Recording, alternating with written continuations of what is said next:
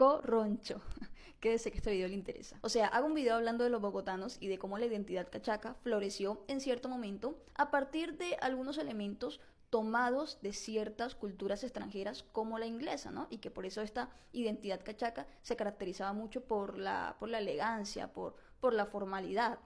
Y toqué precisamente ese tema como para que abracen un poco más esa identidad cachaca que prácticamente está extinta, ¿no? O sea, donde las personas vestían de manera impecable, elegante, con sombrero, con paraguas y con gabardina y con un fino hablar.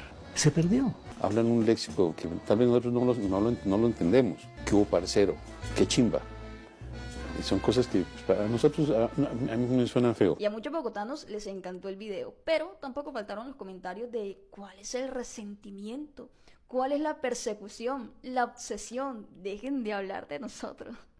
Bueno, yo creo que a algunos tampoco les gustó como relato desde mi humor, pero ya, hablar de historia de forma aburrida ya se pasó de moda. Y por supuesto, no faltó el comentario de, y ahora haz un video hablando de qué es ser corroncho.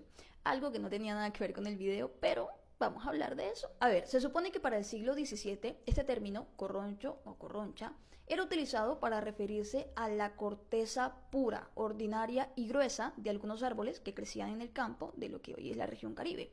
Posteriormente sería utilizado para nombrar específicamente a un árbol y hasta llegaría a ser el nombre de un pez. Para el siglo XIX parece que este término comenzó a ser utilizado para describir al campesino auténtico, puro, sencillo, incontaminado, de costumbres genuinas, un tipo que no le daba pena mostrar toda su esencia, que lo hacía con mucho desparpajo y sin ningún tipo de vergüenza. No le daba pena mostrar lo que era. Pero a inicios del siglo XX, el término corroncho llegaría al interior del país, específicamente a ciudades como Bogotá, donde utilizarían este término para describir despectivamente a los jóvenes costeños que llegaban a esa ciudad. Y estos costeños que llegaban a Bogotá eran muy genuinos, desparpajados, mamadores de gallo, saludaban a gritos, o sea, ustedes saben el típico adiós, oh Marta, saludos.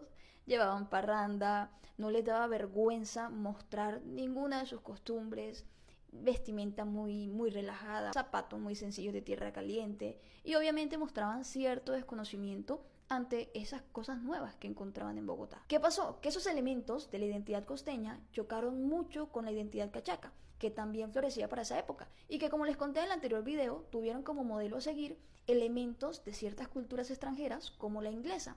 Entonces eran mucho más discretos, más de traje formal, ¿no? Vestido formal, siempre en colores neutros, muy poco efusivos, más de modales a un estilo inglés.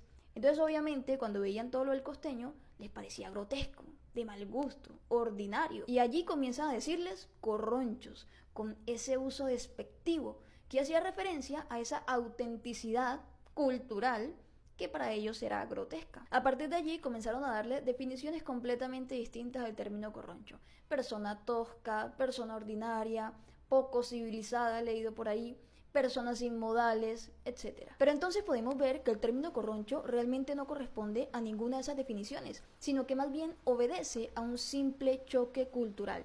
Y siendo así, deberíamos saber que dentro de cada uno de nosotros existe un corroncho arraigado a sus costumbres, a su cultura, a sus imaginarios. Eso es como cuando un cachaco va a la playa en chancletas y en medias, que es lo primero que dice uno, corroncho. Incluso uno mismo dentro de su propia región, o sea, yo he sido corroncha en Barranquilla cuando no sabía cómo se utilizaba el Transmetro, en Cartagena lo mismo con el Transcaribe, cuando estuve en Riohacha y salí un día tempranito a buscar un desayuno sencillo, llegué a un restaurante, buenas, ¿qué tal? Pregunté, ¿hay desayuno? Sí, claro, hay chivo, hay yuca, y me eché a reír, marica. Corroncha, porque obvio, dentro de mi costumbre, ¿no? Como Samaria, esperaba un desayunito más sencillo, café, chocolatico, cayeye, ¿no? O sea, pero bueno, con este debate del corroncho nos damos cuenta que realmente siempre nos ha costado mucho reconocernos entre nosotros mismos. Hace poco vi un video donde un tipo comentaba que anteriormente los antioqueños le decían colombiano a los bogotanos. O sea, ese era un colombiano, el antioqueño no. Porque él se veía como ellos se veían como una nación completamente aislada, por allá, lejana. Y entonces ver a alguien de Bogotá era como se le veía con tanta extrañeza que ese sujeto, cómo se porta, cómo se viste, cómo... Lo mismo con los costeños, ¿no? Estaban tan alejados de los territorios del interior que ver a un costeño, ya, ver a un espécimen completamente raro. Y ni hablar de cuando veían un pastuso. Ni entendían cómo era un pastuso, cómo se comportaba, cómo hablaba.